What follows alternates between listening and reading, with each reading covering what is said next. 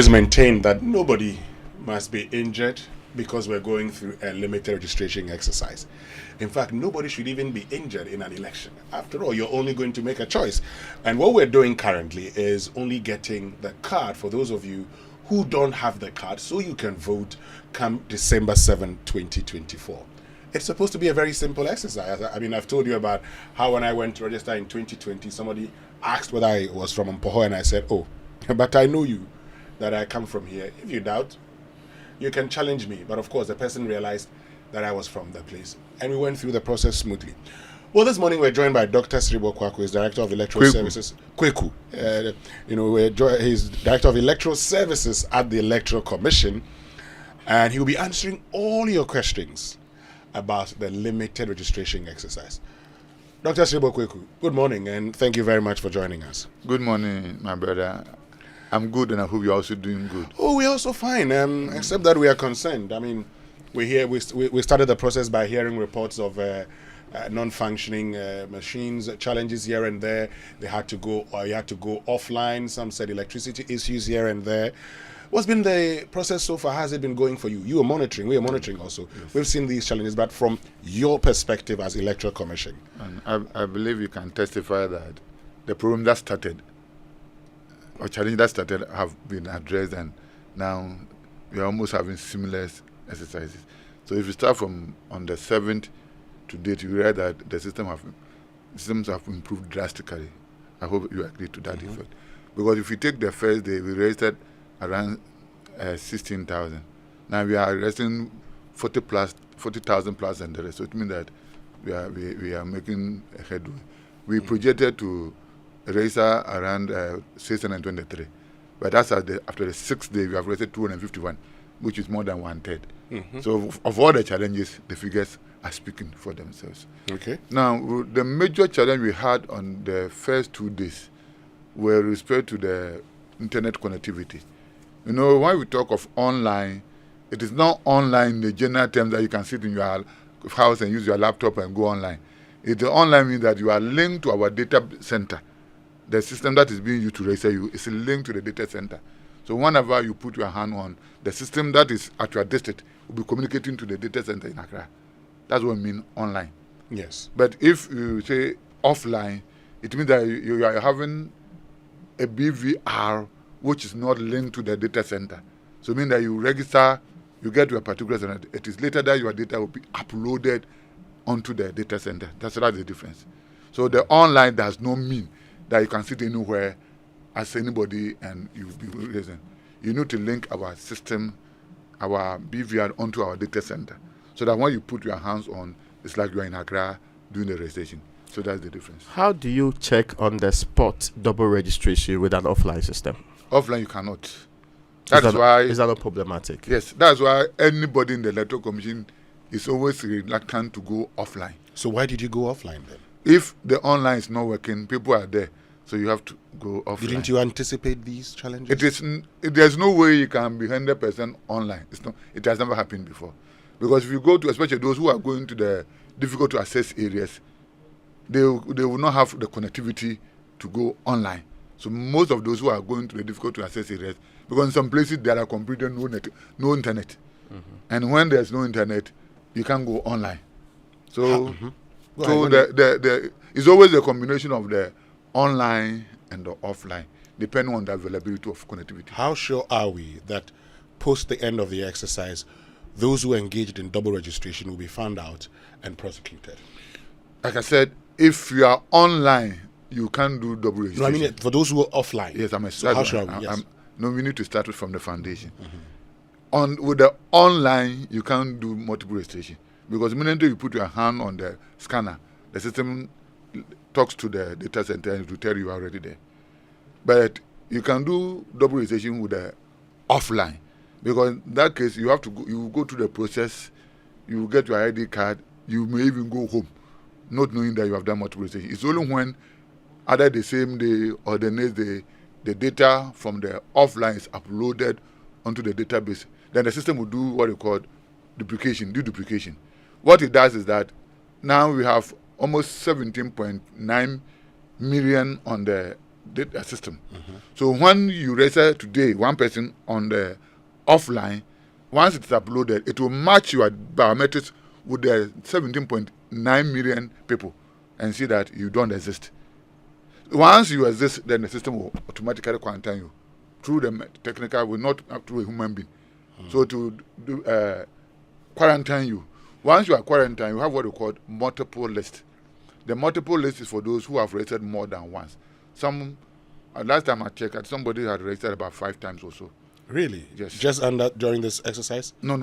Previous From exercise. From the 2020 today. The previous one, somebody said 27 times.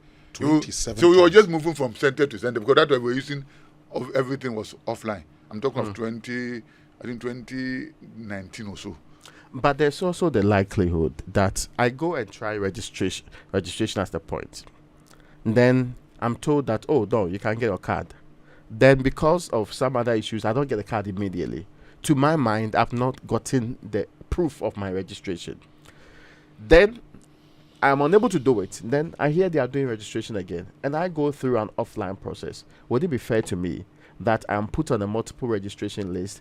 Unknown to me, I only registered and got to get the card only once in my life. So, you see, a card is just addition or proving that you are registered.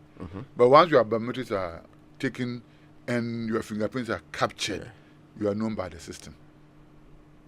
So whether you have a card or not, once your biometrics have been successfully captured, you are known by the system. So if you were not given the card because of difficulty in printing, just a matter of going back to the place and have the card. And that is why, if you look at the law, registration ends with exhibition. Registration ends with exhibition. That's why we said provisional register. Then after exhibition, the judges will certify and they become final register.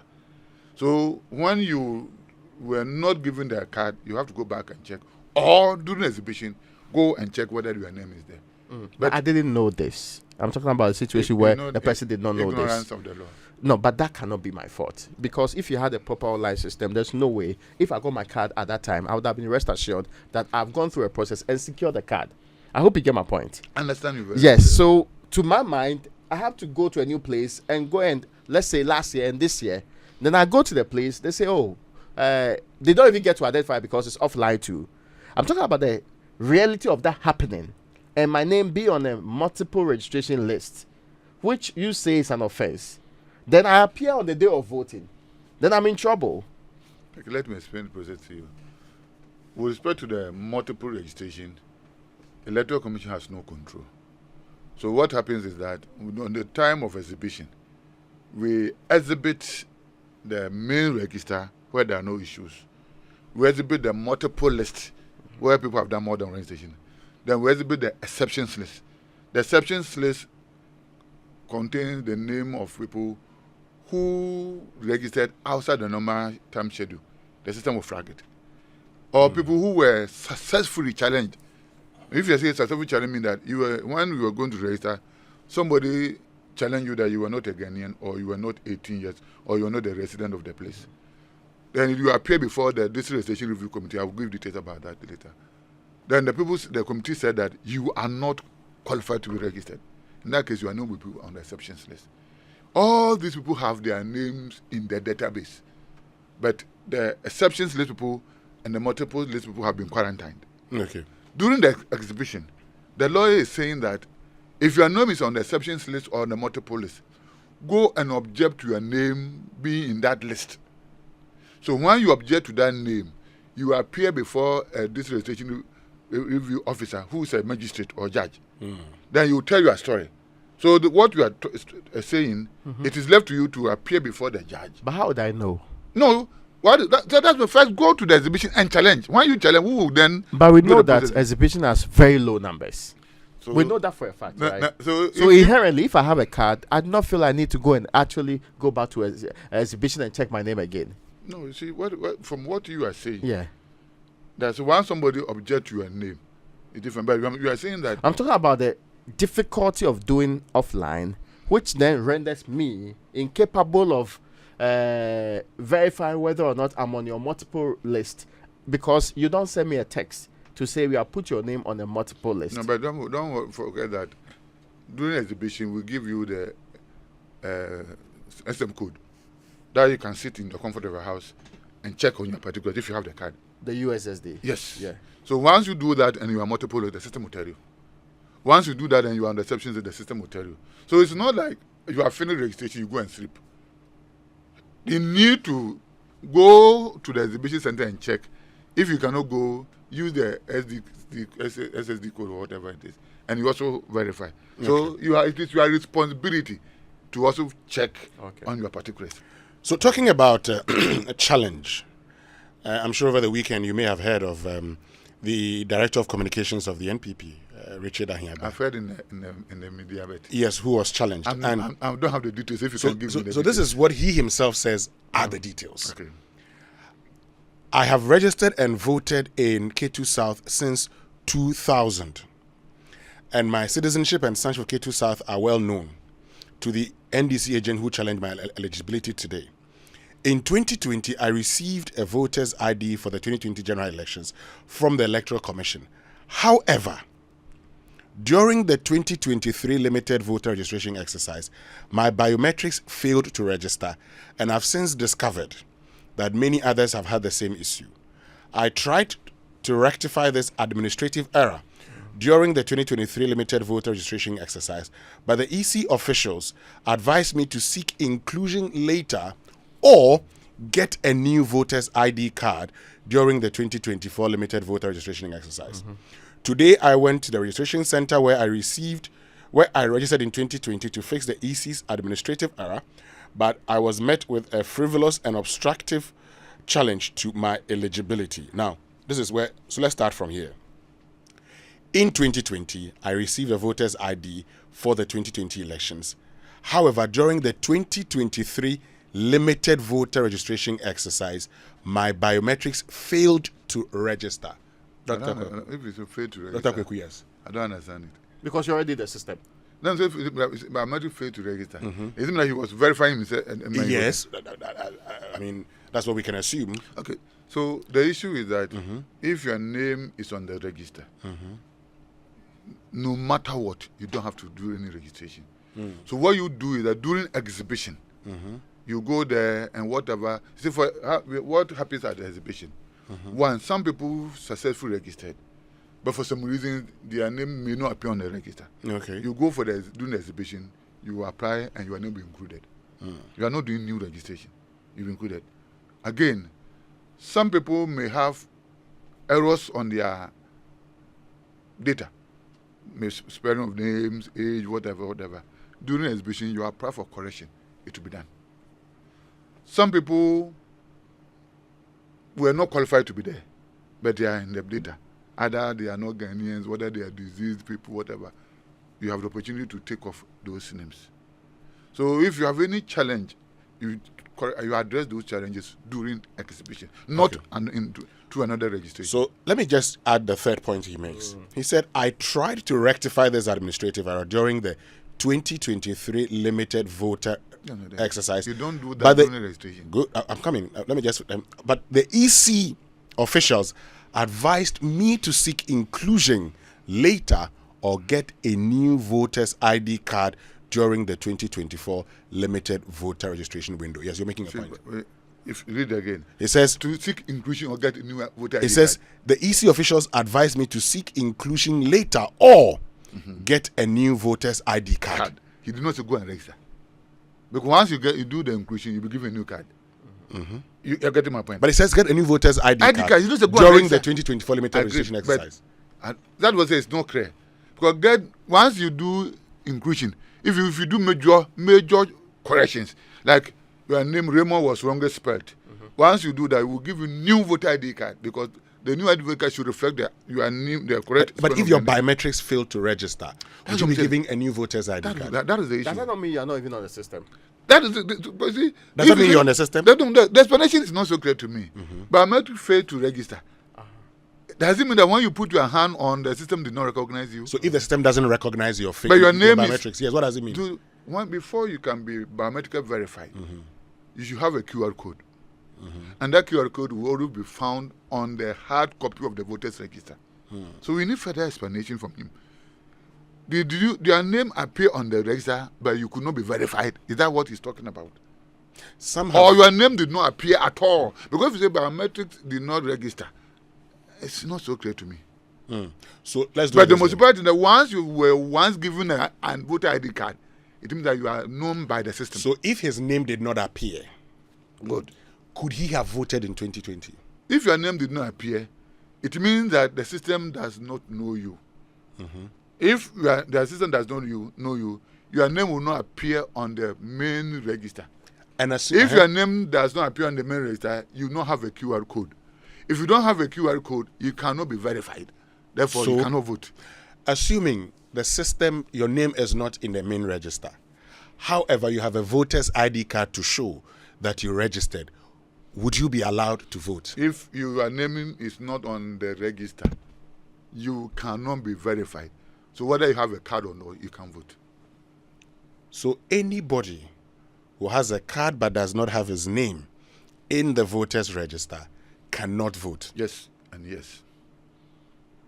Because you need to, you see, the system is saying that everybody has a QR code. And the QR code can only be found on the register, the hard copy of the register. So it is only when the QR code has been scanned that your details will appear on the BVD. So if your QR code is not scanned, the BVD will not pop up your details. And if the BVD does not pop up your details, you cannot be verified. Because the BVD pops up that this is Amwa. Then it gives you that to tell you which finger even to put on the BVD. So once the QR code is not scanned, it is blank. Nobody's particular there for the person to be verified.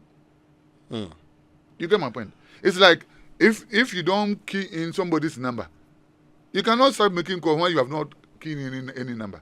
Okay. So without the QR code being scanned successfully, you cannot be verified. Now, when your biometrics, so for instance, you say your biometrics do not register. That's something that one is, So it's not so clear to me. So let me try and get the deduction I make out of it. So assuming you go, and the system doesn't capture. So let's say, for instance, your name is in the register. There is that serial number in there. It says put your right thumb, and you put your right thumb and cannot recognize you. Let me explain again. Where you have the register, you have the QR code that should be scanned, or there's a serial number that can be keyed in onto the BVD. So any of them, once successfully done, will pop up your details, including your picture and the rest. Okay. That is the time that you can begin the biometric process. Yes.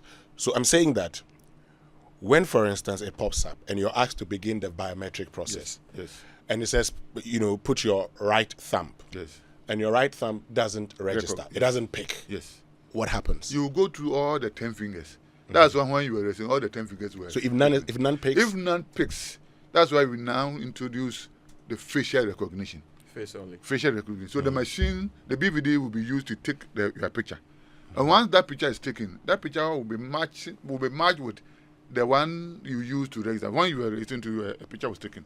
So the new picture that has been taken at the polling station will match with the picture that was taken when you were registering.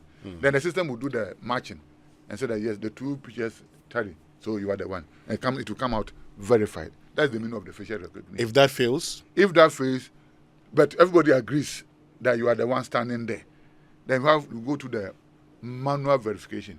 What the manual verification means is that your picture is on the BVD.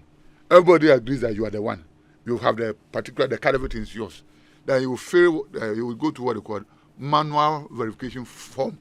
So they will fill the form, our officers will fill the form.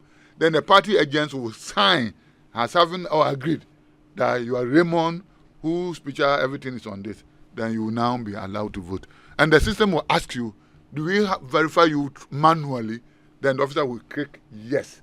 So after voting, when you click the status, it will give you the number of people who were verified through the fingerprints, who were verified through the facial recognition, and who were verified facially.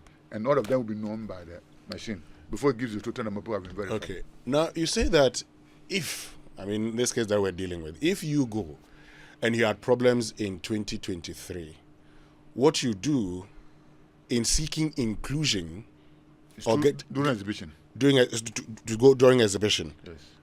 you don't go back trying to register. You are known by the system. You see, the data, once you have the card, the data is there. So anything you try to, for example, if you were on the multiple list or on the exceptions list, you are not live, but you are there. So that you cannot use those particulars to vote. So the register, every time it will give you the register, but your name will not be there. But you have been quarantined, so you are there. So in this case, if Richard Anyagba registered in 2020, he has no business re-registering. Exactly. That's what I say. So you apply for inclusion during exhibition and to be rectified. So he had no business showing up at the registration center? No. Because that's what I'm saying. We don't do those corrections during registration. All corrections on the register are done during exhibition. That's the essence of the exhibition. So that's what I said. Exhibition is the time that you do corrections. You do inclusions, you do deletions. Okay. Well, I guess this morning, Dr. Serebour Quaicoe, who is Director of Electoral Services at the Electoral Commission, and we're having a conversation about the limited registration exercise, voter registration exercise. But you are concerned that people are engaged in the Guarantor system. Yes. What's the problem? I mean, that's allowed, isn't it? It's allowed. The law is that we are using CI91 for registration, but it was amended in 2028 with 126, and the only portion that was amended is with respect to the proof of legibility or identity. The law now is saying that if you are going to register, you need to go with your passport or Ghana card. If you don't have any of these two, then you know people who have successfully registered, 2 people to vouch for you. That is the Guarantor system.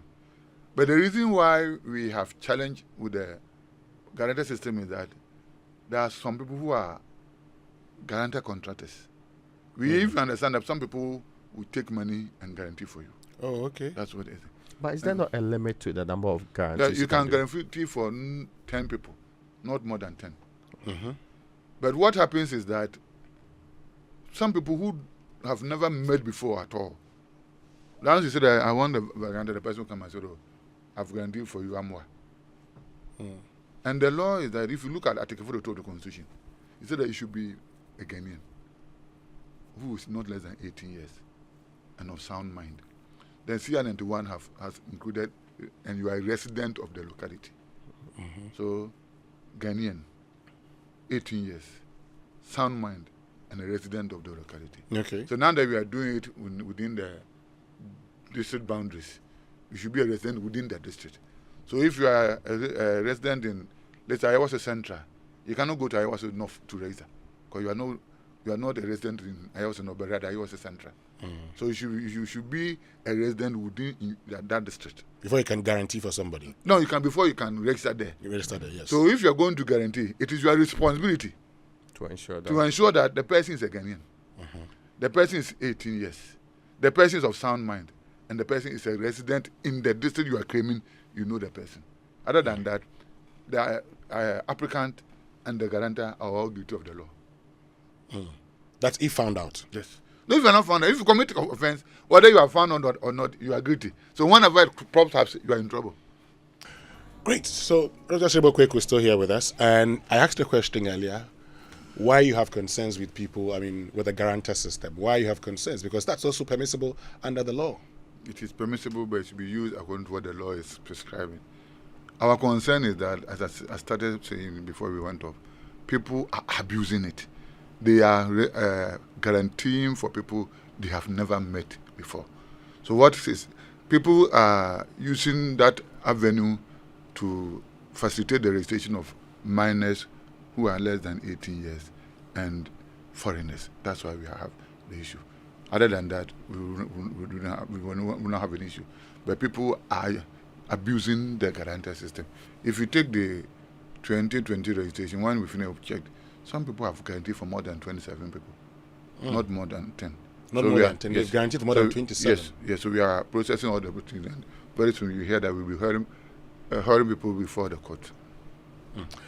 I mean, we've heard of issues of violence in certain parts. We've had issues, violence in Kukum. Even we've also heard of minors registering. For instance, in my own constituency of Mpoho, we're told some constituent executives of a political party have been arrested for aiding young children to register.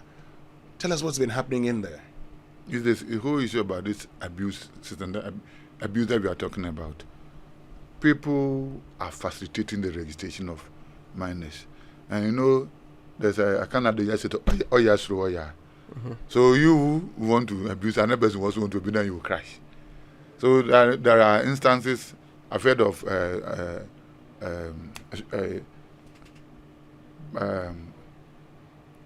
Dujama. I've heard of Sutifin, South, and Central region, Cape Coast too. These are the 3 areas that I've gotten. And they all cried because some people bars people into the centers. And once you bars, the opponent will tell you that we will not agree. Because is that permissible to have people No. burst into an area? You see, the word bus is difficult to define. For example, I go to my village. My village is about, 1 kilometer from the district office. I see my relatives who are there, they want to go and register.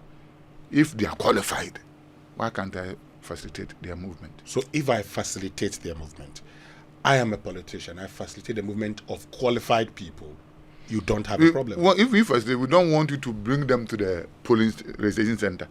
Because once you bring them there, that's where the suspicion. But you just talked about the fact that it's at the district center. That's I use myself. Yes. I'm not a politician. Yes, but okay, if you are being bad, so let's say you don't know I'm a politician. You don't know who bars them.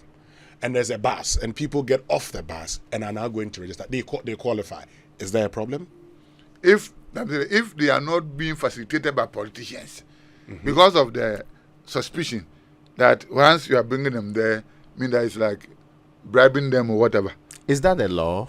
The law says that you should not be providing treating. And treating could be offering them transportation. Which means that, for example, Legon students used to do the Legon registration at the district office at Ridge. Legon students being put on a bus from Legon to Ridge. Put on a bus by who? By candidates in the election. I'm saying that once the politicians come in, Okay. So if I treat on behalf of a candidate, or if I bus on behalf of a candidate, how is that going to be? We will be happy. Don't bring them to the registration center. That's all. And you'll be happy with people not being able to register because they cannot move there themselves. No, that one you have to find. You see, I have a right. Yes. But that goes with responsibilities. But you're For example, a monetary inhibition on my rights. Yes. Those people who are the universities, I don't think their residents are in the universities. But so because they were going to university and they knew it was so important, they were able to go there, right? Yes, they are still. So they can go to school. That one they have money to go. But when it comes to registration, they cannot go. Maybe that's all the money they have in school. But I'm just it's priority. If you know that going to register is a national responsibility, patriotism, you find means of going there. But wouldn't you agree that the fact that you're registering at district offices and hard to reach areas, you have created the avenue for people to bus? Yeah. You see, the law is so clear that we have mass registration. Mass registration afresh. So you activate almost the 40,000 polling stations. So everybody will be catered for there. But when it comes to limited registration, it will be difficult for you to say we are going to do it at the polling station. Because I can assure you that if you go to the polling station, because it's limited to those who have turned 18 years, you may even go to a polling station to stay there for 3 days and you cannot even get one. Because you may not have anybody who is qualified. How about doing it in electoral areas? That's why. So let's then go by those with difficult to access areas. That's why that is the differentiation. I mean that those people to be difficult for them to go to their district offices. So facilitate it for them by going closer to them. But other than that, we go to hospitals, we go to schools. There are people in Accra here, they will cover more than 2 districts to get to their church. That one is normal. But when it comes to registration, they are disenfranchising people.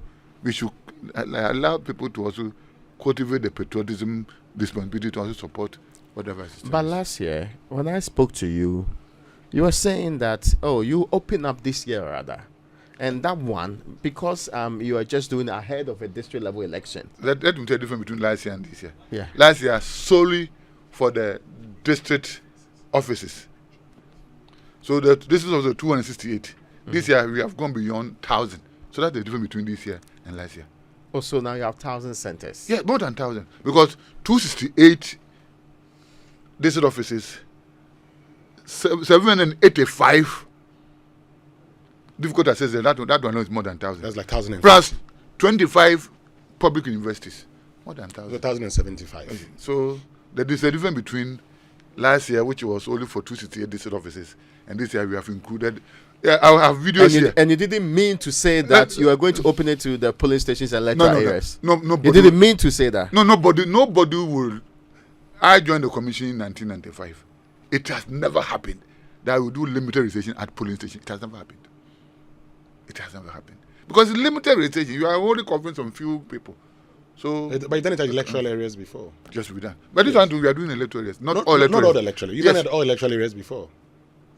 I don't remember that. But you've done it at all electoral areas before. But what, so to still be limited registration. Yes, so maybe we could have done that. And that would have saved us of all these stress. But, Doc, how many But days, what you should understand? How many days are you using for the registration? 21 days. 21 days. So, as was previously known, if you spread it across, let's say, electoral areas, and spend, say, 7 days at each electoral areas, is it not closer to the people that insisted that all 21 days should be done? Do you know the number of electorals we have? We have 6,272. So if you're going by that number that you're talking about, you used about 1 year to finish it. But you are actually used 40 days to register at every polling station. In close to 40,000 polling stations in 2020. Yes. So you can do same. So you can do, and this time around is actually electoral areas. There are about 6,000. Yeah, and it's less than 20% of it. So you can do it. See, how many kits are you going to use? That's what I'm saying. That you see, whatever you are doing, you look at the feasibility of the issues too. Why do you put a kit at a place where at the end of the day you have 0 people registered? Okay. What is the sense in that? Electoral areas, people all will show up. limited. You see, there are electoral areas which have only one polling station on. We have one polling station in electoral areas. So if you go the limited way, then you'll be able to, at least the system will be able to put into effective use.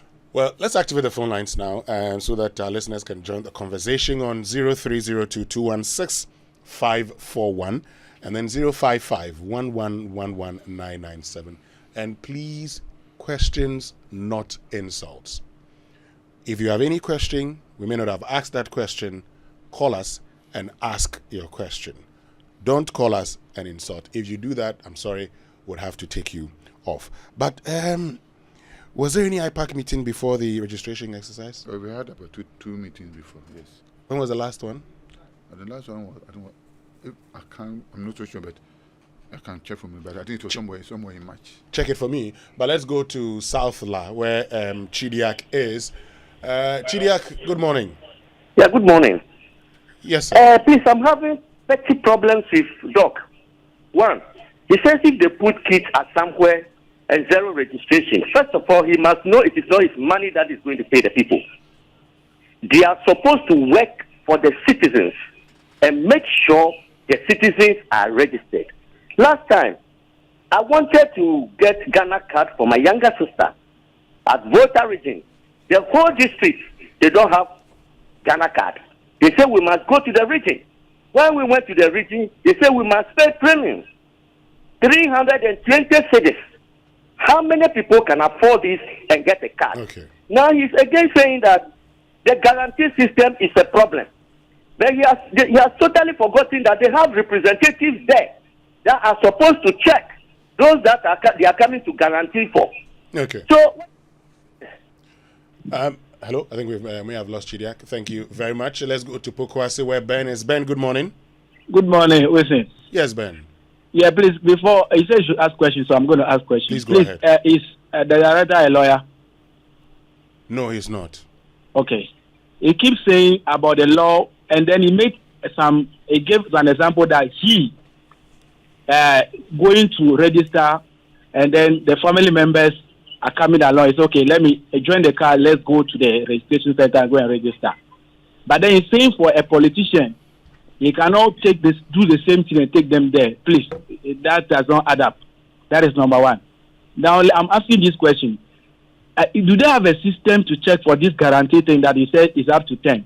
An example, the person guaranteeing may not be on the same day and might not have a record to keep whether, okay, I've guaranteed for 5 so and so, even though, yeah, it is a responsibility. But my question is, do they have a system to be able to detect that, okay, this person has guaranteed for 10, okay, maximum, that's it, the person doesn't go beyond guaranteeing for other people. So please, I want to find out. Thank you. No problem. Thank you very much. You talked about they having a system, and that's why they put you on a different list. But let's go to Birmingham. George, good morning. Good morning. Yes, George. Please, my issue is I've misplaced my voter ID card. Now I want to find out if I can go to any of the registration centers for anyone or where I can get anyone, please. Okay, you've misplaced your voter's ID card. Yes, and please. You want to find out how you can get a new one. Okay, you hold on. Would address that question for you. Kofi is in Kumasi. That's our next stop. Kofi, good morning. Yeah, good morning, Winston. How are you? I'm fine, Kofi. How about you? Yeah, I'm fine. This is Kofi Badremba. All right, Kofi. Look, Winston, I want to ask the EC boss, do they have presiding officer? If they do, what really does the presiding officer do at the polling station? I'm at the registration center. I'm asking this because political party will bus people to come and register, and other political party will resist, and that will result in violence. And all that the presiding officer does is that they take their gadgets and run away. So why don't they make sure that those people who have been bused to the registration center, they interview them and make sure they are the right people to register at that particular police registration centers to avoid those violence and fights and those kind of things. All right. Thank you very much, Kofi Badjune. But let's go to North Tong. Kwame, good morning. Good morning. Kwame, F1. Mafon. Yes, Kwame, go ahead. Yes, thank you. We thank Dr. Serebour Quaicoe for the explanations. What you are suggesting happened some years back. I was part of the officers of the EC. We went through electoral areas. When we do it for 3 days here, we move to the next area. And it was very good because we didn't have a number of people coming together fighting for that. So when it's in your electoral area, you come and register. So maybe next time we can look at that. I also want to suggest that we should be able to get to a level where if you are 18 years, just like the Ghana card, you can go to the EC office at your own time and register before elections. Because anytime elections are approaching, the country becomes so heated. And politicians will do anything just to get the numbers so that we can save our people. Okay. I am in Togome now. Okay. For electoral, for the registration happening at Bato, it will cost more than 100 cities for somebody to go and register and come back. These young people cannot afford. So definitely politicians will have to play a role. Please, let's see how best we can make the system more efficient. All right, thank you very much. And Kwame will be our final caller for now. Dr. Serebour Quaicoe, Kwame makes that suggestion that, the challenge, moving and registering, it's sometimes a problem. So you may consider what Raymond and I were suggesting going forward. I think first you asked a question about whether there was an IPAC meeting. Yes. We had the national one is the IPAC. It was held on the 9th of April. But I think we had another one in March. Okay. Then the district also had theirs at the ending of we have the IPAC, which is at the regional level, and DIPAC. They held it, I think, the Thursday, Tuesday before the registration. Okay. So that was all those things were done. Okay. But before, because I asked this question, have you? Okay, you continue to address these questions. I'll come back. I think I have here. I was trying to say that if you are with your people for example, you have your son, the family member, and you want to facilitate their registration, I don't have an issue with you bringing them to the center. But once it is being done by politicians, they will be countered by the opponents. That's where the conflict starts. Okay. So it may not be illegal, but once you are bringing them, it brings suspicion and it can arouse confusion. That's why I'm saying that I will not go for politicians buzzing people to the centers. Mm-hmm. Somebody was asking whether there was a presiding officer to the center. We have registration officers, not presiding officers. Yeah.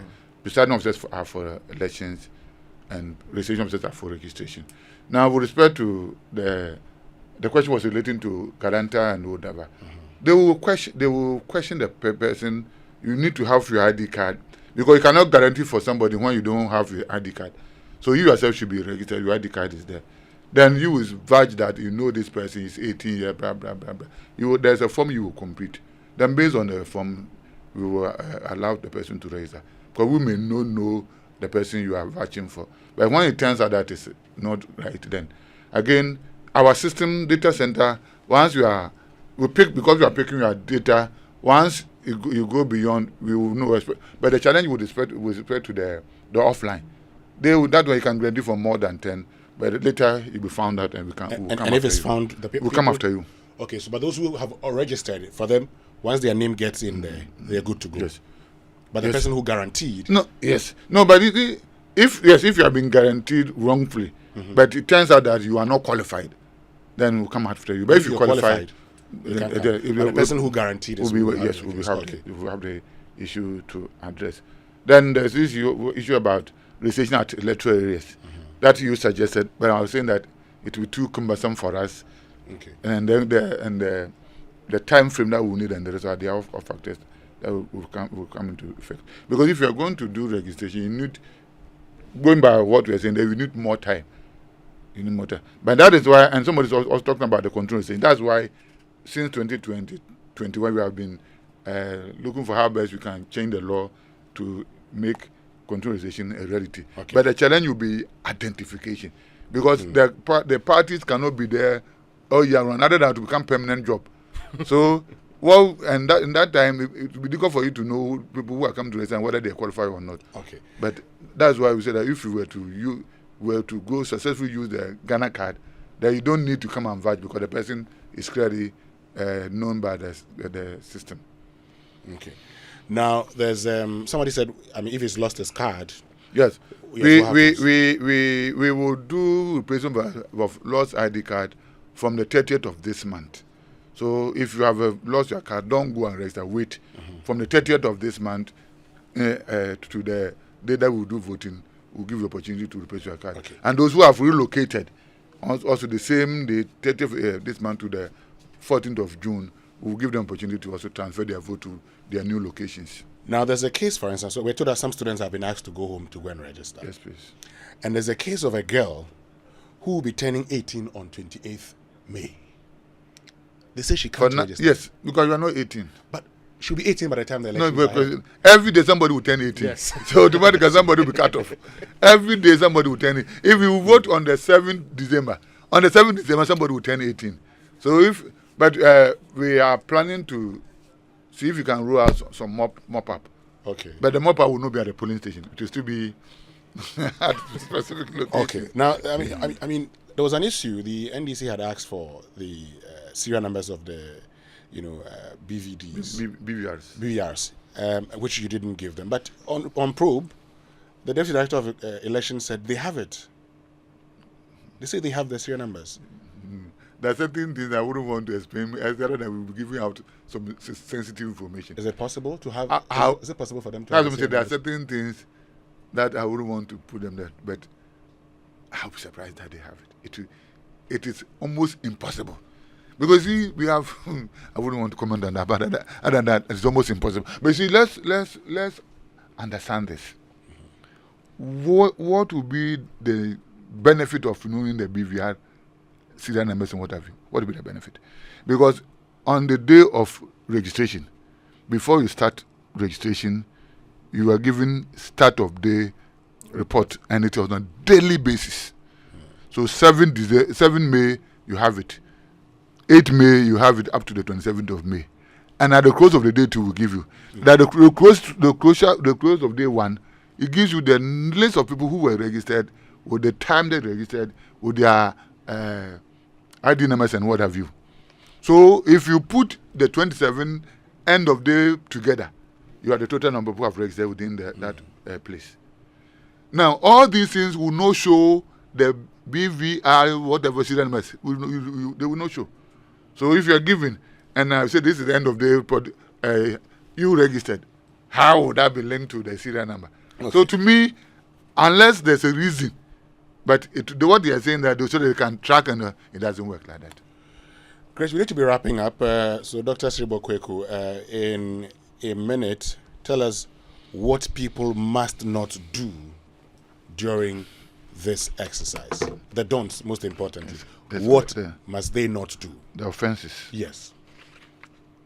If you commit the offense, what happens?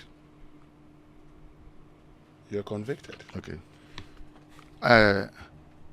I will wish that Evans will, Raymond will read for them for me.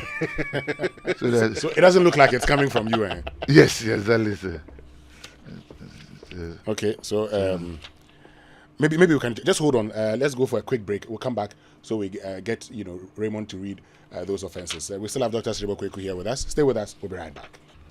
Right, so welcome back, and thank you very much for staying with us. We still have Dr. Serebour Quaicoe, Director of Electoral Services of the Electoral Commission, here with us. Raymond, let's get into the election offences. Registration offences. Yes. Registration offences. Yes. There are 19 of them that you have listed here. Mm-hmm. Now, a person who registers as a voter when the person does not qualify to be registered.